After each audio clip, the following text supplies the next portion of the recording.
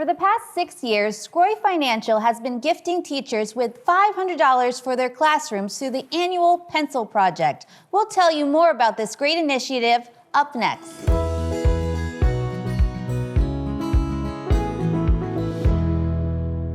I'm here today with Pat Sgroi, president of Sgroi Financial. Thank you so much for joining me on the Sweet Buffalo Show today. Thanks for having me, Kim. Appreciate it.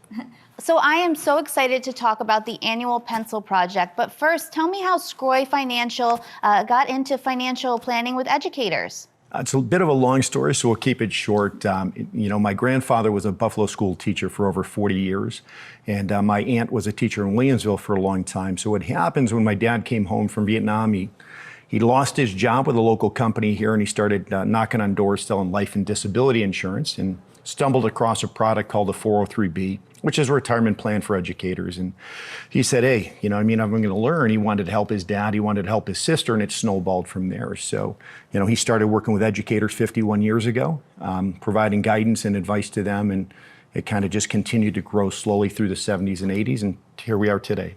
And you have a background in education, right? I do. The educators in my life were incredible. The coaches I had were wonderful. I graduated from West Seneca East. We won't say when, but way back. And I was kind of at a crossroads, like most people are when I graduated college. I wasn't sure what I wanted to do. So I went back, I got my teaching degree. I student taught at my alma mater, West Seneca East. And when I was there, I got roped into coaching, and I really, really loved it.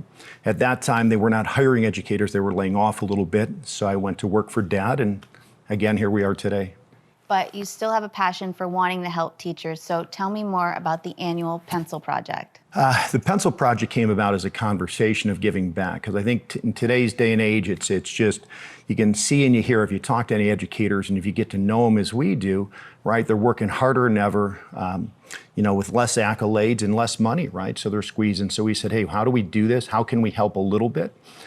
So we've kind of grown it where we give $500 awards to people that they can use any way they want in their classroom to help bring a better experience to the student. And that's beautiful. And how have these teachers used the $500 for their classrooms? Miscellaneous, I think it's mostly supplies is what they do and to make that experience a little bit better. Because if you know any educator well, they're always dipping into their own pocket, right, trying to make that experience and try to help the students. And we just trying to play a small part in helping them.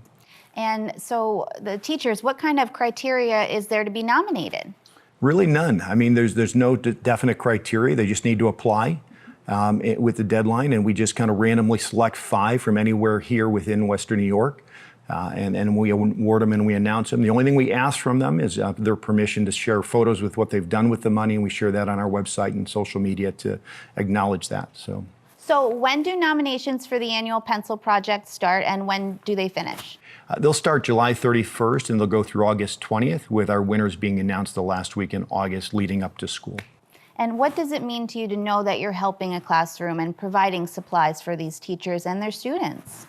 Well, we love it. I've personally lived within a mile radius most of my life, so trying to give back to educators and the school, it's just any little bit helps. So it's been, originally when we started it, we didn't know how it would go, and the feedback and the response has been incredible. So our plan is to keep doing it. And we've raised it. When we started, we gave a little bit less, and every year we've given a bit more. So how does Sgroi Financial support teachers with their financial planning? Kim, given my education degree, I try to explain to people that I really act as a guidance counselor for them, because most people need guidance when they're buying their first home, putting their kids through college. And then as they get up to the retirement stage, which I'm getting closer to, right, they want to know, hey, can I do it? They want reassurances, will I be okay? And most importantly, the biggest concern they have is, will I outlive my retirement money, right? So it's really walking them through all of those steps. So I'd like to think we do a very good job at not only educating them on that, but building lifelong friendships and relationships with our clients. Absolutely. And financial planning is so important, I think. A lot of people might put it on the back burner thinking they don't have to worry about it right now, but the time will come sooner than people know it, that they need to start planning for their futures. It is, and the longer you wait, the harder it gets, for sure. Well, thanks for all you do. You're welcome. For more episodes of The Sweet Buffalo Show, visit Sweet Buffalo on all our social platforms for sweet stories worth sharing.